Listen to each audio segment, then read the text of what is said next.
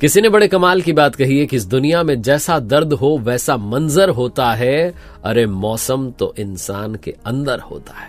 नमस्ते, मैं हूं आरजे कार्तिक।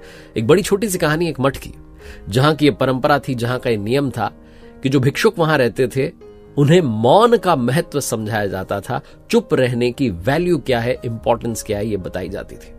और उस मठ की यह परंपरा थी कि 5 साल में हर भिक्षुक के पास ये अपॉर्चुनिटी आती थी, अवसर आता था कि वो 2 शब्द बोल सकता है, 2 वर्ड्स बोल सकता है।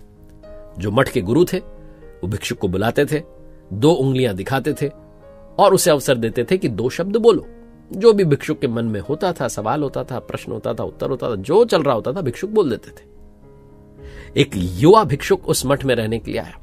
जब उसे इस नियम के बारे में, परंपरा के बारे में सबसे पहले बताया गया तो बड़ा एक्साइटेड हुआ कि क्या बात है, 5 साल तक चुप रहना होगा और फिर सिर्फ 2 शब्द बोलने, मैं सोचूंगा शायद मैं कुछ अच्छा बोलूंगा। बड़ा एक्साइटेड था।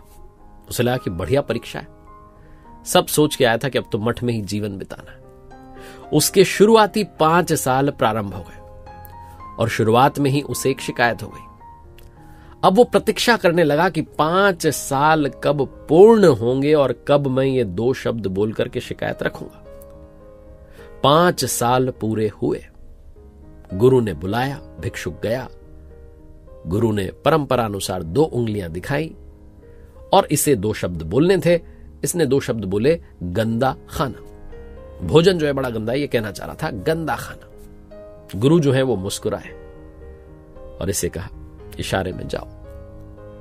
ये चला आया और सोचने लगा कि मेरी बात पर कोई रिएक्शन नहीं दिया, कोई बात की प्रतिक्रिया नहीं, कुछ नहीं, ये क्या बात है। फिर से इसके अगले 5 साल शुरू हो गए। किसी को बता भी नहीं सकता था कि क्या हुआ। चुप रहना था, चुप रहा। अगले जो 5 साल थे उसमें फिर से इसके सामने एक समस्या आ गई। इसे लगा फिर से ये 5 साल खत्म हो तो फिर से जाकर के बताऊं कि क्या प्रॉब्लम है। दूसरे दौर के जो 5 साल थे, यानी कि 10 साल जब पूरे हुए, गया गुरु के सामने। गुरु ने फिर से 2 उंगलियां दिखाई और अब की बार ये बोला, कठोर बिस्तर। बिस्तर जो है आरामदायक नहीं है, कहना चाह रहा था कि बड़ा ही जो है हार्ड गद्दा है, नींद ही नहीं आती।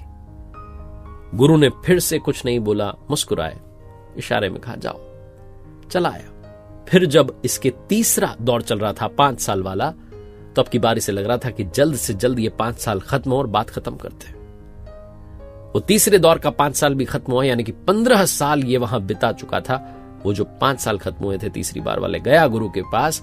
गुरु ने 2 उंगलियां दिखाई, इसे 2 शब्द कहने थे। इसने कहा, नहीं होगा, मुझसे नहीं हो पाएगा। गुरु ने कहा, मुझे पता था तुम जा सकते हो। चला आया मठ छोड़ करके।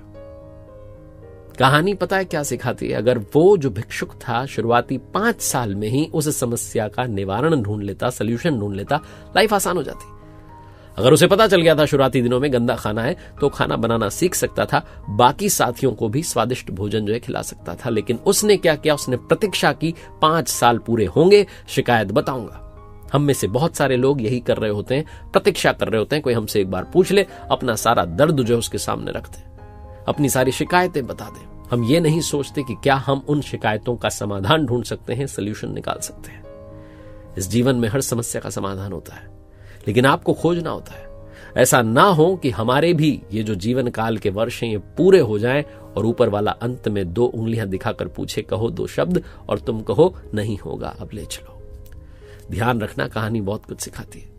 एक बार फिर से वही बात जो अक्सर आपसे कहता हूं, कर दिखाओ कुछ ऐसा कि दुनिया करना चाहे आपके जैसा। मेरी नई किताब को प्यार देने के लिए बहुत बहुत धन्यवाद। कर दिखाओ कुछ ऐसा है जो बुक है, Amazon पर, फ्लिपकार्ट पर अवेलेबल है, और मेरी वेबसाइट rjkartik.in, जहां कुछ कोर्सेज हैं, उम्मीद है आपके काम आएंगे।